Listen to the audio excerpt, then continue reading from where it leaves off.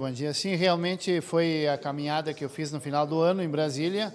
Consegui, então, esse R$ 1 milhão aí com o deputado Maurício Marcon para a questão da saúde, aonde que, então, serão investidos R$ 200 mil para a reforma da UBS de Santa Lúcia do Piauí, a reforma interna, né, equipamentos novos e móveis, enfim.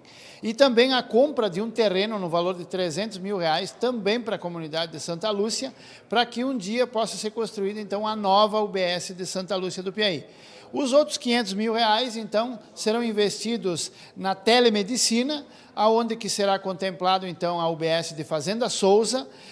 Esse dinheiro será investido para a implantação de uma sala especial na UBS de Fazenda Souza, para que as pessoas possam ser atendidas pela telemedicina, estando em casa, não precisando mais ter que ir até as UBSs, principalmente em dias de tempo feio ou pessoas doentes que têm dificuldade em locomoção. E parte desse valor também estará disponível ao Executivo para deixar, então, pronto o local onde que se acomodará a ambulância quando houver, então, a descentralização, né?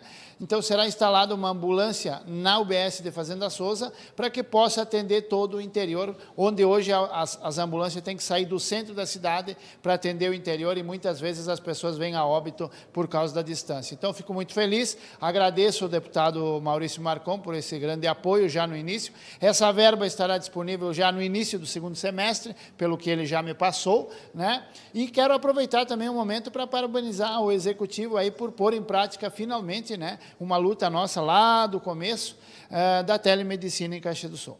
Vereador, obrigado pela participação, um bom trabalho. Obrigado a todos. Vereador